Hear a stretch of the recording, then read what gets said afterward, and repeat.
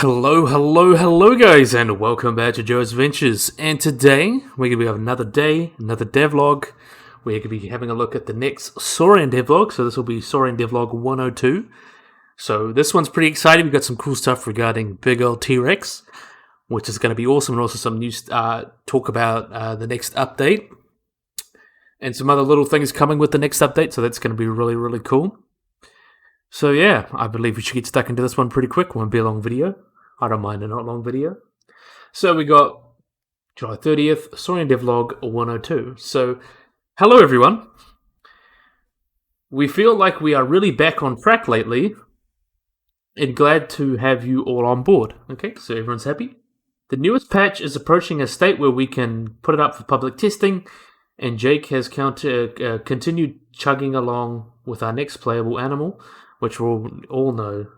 I'm very excited for you to see, and we all know who's very excited for it. It's everyone's favorite big bad. It's going to be awesome. So, we got a little update from Henry. So, this is cool. So, the last month for us on the programming side has consisted mostly of tuning our new systems and working with our QA or quality assurance team to fix up all the bugs, and we can before the release of public testing. So before we release the public testing, and we're getting pretty close, so that's pretty cool.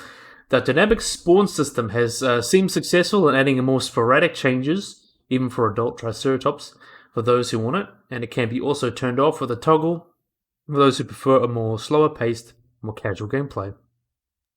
So I think having that, maybe even put it up as difficulty, maybe dynamic spawns can change the difficulty as well, so you can have bigger animals and more likely to spawn or things like that.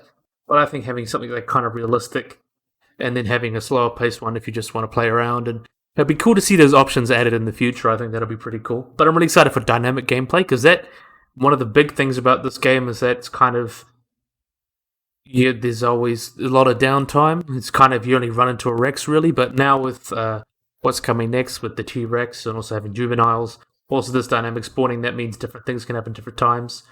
I think that'll really add a lot to spawning, and just add to the game in general, because there's a lot more sporadic and a lot of things happening in the habitat, so that's going to be awesome. So, also, the new addition of wind on plants and trees has made the world feel a lot more alive too. We've also been picking away at the backlog of other bugs and features, such as the addition of an auto walk key. Played with that, that's pretty good. Just to add a little extra to this patch. A balance we're still trying to optimize as we angle for more frequent smaller patches rather than infrequent huge ones. So it's always a very good plan. Always want to get these big bad, you'd rather have these smaller updates that are more frequent to keep the momentum going, rather than these big ones that's sporadic and weird. So that'll be awesome. So, as it stands, we're expecting to release the public testing build sometime in early August, so that'd be cool. We're hoping to see some of y'all bug hunting with us on the Discord then, so that's cool. So we're going to be excited to do that, get some more spawning up and going, so that'll be awesome.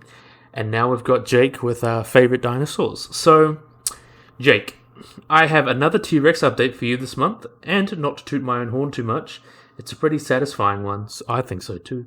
I finished sculpting and rigging the remaining 2 ontogenetic stages for the Rex, so those are the 2 growth stages, the youngest ones, that are very cute, of course, especially when seen in comparison to the adult. So we can see this little cute one. This is Chomper. He's a hatchling. Very young animal, probably no more than a year or 2 old, if that. Very cute little guy. You can see his big eyes, and he's quite lean and lanky. And then we have Jordan, who's slightly older, a couple more years older. So like this is kind of like your preteen almost. This is your baby, toddler, preteen. And then you'll have Jane, which is the specimen is based off for the subadult. And then you have the adult, which is based off like San and Sue, all those. So that's pretty cool. And you can see the difference here. Hatchling, little baby, and then we can see the baby here, little Jordan. So we can see he's got a little bit longer face. Eyes are not quite as big as they were on his face, because eyes don't really grow much to you when you grow, so that's why babies tend to have really big eyes. We can see he's bulked up a little bit, still quite lean and lanky. So it's really cool how they go through their ontogeny, Tyrannosaurus. And it's weird even compared to other Tyrannosaurs. So that's really cool. So Once I finish those, I set up a test to morph between the hatchling and the adults in both shape and size. I find it very satisfying and interesting to watch. So this is the morph from the baby to adult, so we can have a look at that. So look at that. Let's start again. See, boom, boom, boom, then adult, and then back small again. That's pretty satisfying. It really shows you how much it changes. It goes from this wee little lanky thing here, grows up to kind of a medium-sized, kind of like your average-sized theropod, and then it gets big and bulky as Tyrannosaurus that we all know and love. So I think that's really cool. So now I need to wire controls. I'm going to pause that. I'm going to wire controls for the differences between the growth stages, such as lips compression, jaws closing angles, things like that. And then make individual textures for each stage. Once that's all done, I should be ready to get animating, which I'm particularly looking forward to because my new rigging method is going to make it much easier to accomplish than it has been in the past. So it looks like we're going to get T-Rex in a good amount of time, so that'll be awesome. So we're going to get Rex soon. I'm excited to play it because it's just going to be so many different aspects of it, because there's going to be also like the different growth stages will have kind of different niches.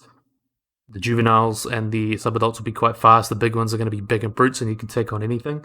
I think it's going to be really cool to play around with. Also, hopefully mobbing and pack hunting, I believe, is planned. That'll be really cool. So yeah, Zane. We've got Zane. We're in the progress of revamping the systems responsible for driving the environment in Saurian, including lighting, weather, and vegetation. Now, such an endeavor takes time, and we've consequently don't have a lot to show for this month, as we're still working on the core components that drive the overall environment. That said, we have a small update to the vegetation that we're expecting to share. Here's a small preview of some of the new assets in action, driven by the new shader and wind system, on which we hope to breathe new life into the environment. So, here we are. So we can see the wonderful wind effects. Isn't that so cool? That really adds so much life. Just having them bustle around the wind, ambient sounds and things like that. It's going to be really cool. Really wonderful. So we can have a look. Oh, it's getting a bit bad now. Quite windy. You can see it goes from kind of mild winds to quite windy and variations in between. So you can see this one's quite mild. See the wind pick up pace. I think that really helps a lot to adding to the ecosystem. Makes it feel a lot more alive. I think that's awesome. Ooh, see, look, now it's going, whoa! It's gnarly, dude. Gnarly winds, bro. So that's cool. Okay, now let's have a look at the community spotlight. So we have got Reese finally encountering the Ankylosaurus that we're looking for. Wonderful guy. Who doesn't love you good out Ankylosaurus? A big chunky boy. Rika, I think he managed to kill a Triceratops or a die. Interesting. Well, this one, Stone Stargaze, hanging out with your babies. That's very cute. This is a really nice picture by Frank. We can see that on the dip there, on the side of the hill. Really nice picture of shows how the game looks now, and I'm really loving these new plants. They look so much better. So that's it for today. So that's a short video. I really hope you guys enjoyed this video. If you guys like and subscribe, always remember to hit that little bell icon to get notified when I upload anything. So yeah, hopefully you guys enjoyed this video, guys like and subscribe, and bye bye.